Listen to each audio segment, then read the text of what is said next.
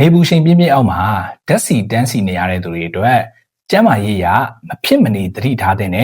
အချက်၄ချက်ကိုကျန်းမာရေးဘုသူရအနေနဲ့ဝေမျှပေးသွားမှာဖြစ်ပါတယ်။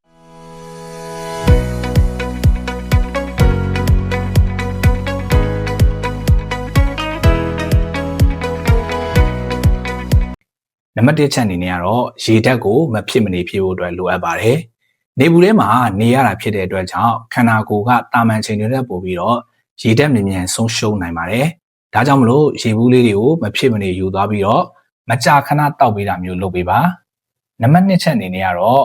နေရောင်ခြည်ကာကွယ်ရေးလုပ်ပေးပါ။ကားထဲမှာမဟုတ်ဘဲနဲ့အပြင်မှာတန်းစီရတဲ့ဆိုင်ကယ်သမားတွေဘေးတွဲသမားတွေအနေနဲ့ထီးဆောင်းတာမျိုးတွေအိုးထုတ်ဆောင်းတာမျိုးတွေခြိသားလိုမျိုးအင်ဂျီလက်ရှိလိုမျိုးတွေကိုရွေးချယ်ဝတ်ဆင်တာမျိုးတွေ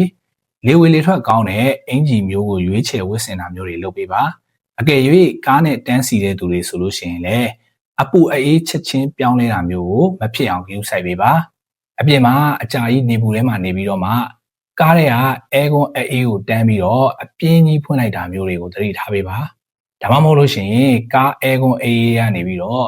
အပြင်နေပူတွေကိုချက်ချင်းထွက်ရမယ့်အခြေအနေမျိုးရှိတာပဲဆိုလို့ရှိရင်လည်းသတိထားပေးဖို့အတွက်လိုအပ်ပါတယ်နံပါတ်3ချက်အနေနဲ့ကတော့သွေးရင်းတကြားတဲ့ကြတာမျိုးတွေသွေးပေါင်ကြတာမျိုးတွေမဖြစ်အောင်သတိထားပေးပါစီမရမှာစိတ်ပူပြီးတော့ဘာမှမစားဘဲနဲ့ဗိုက်ထဲမှာအစာမရှိဘဲနဲ့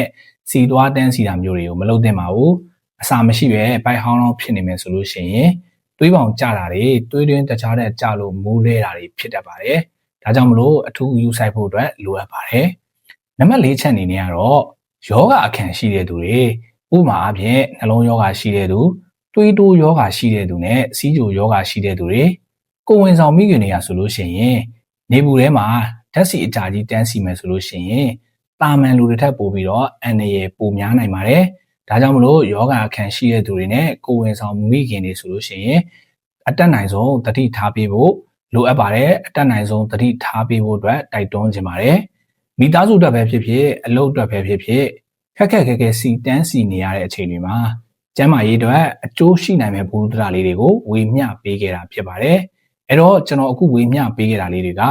ကိုယ့်အတွက်ဘုဒ္ဓရာရမယ်သိပညာတစ်ခုခုရမယ်လို့ထင်ရင် like လုပ်ခဲ့လို့ရပါတယ်အသေးပေးခဲ့လို့ရပါတယ်။သိချင်တာတွေမေးချင်တာတွေရှိရင်လည်း comment မှာမေးခဲ့လို့ရပါတယ်။တခြားသူတွေမိတ်ဆွေတငယ်ချင်းတွေသိအောင်လည်းဝေမျှပေးခဲ့ကြပါအောင်။အားလုံးပဲကျန်းမာသောခန္ဓာချမ်းသာသောဘဝတွေကိုပိုင်ဆိုင်နိုင်ကြပါစေ။နောက်ဗီဒီယိုတွေမှာပြန်တွေ့ပါမယ်။ကျေးဇူးပါ။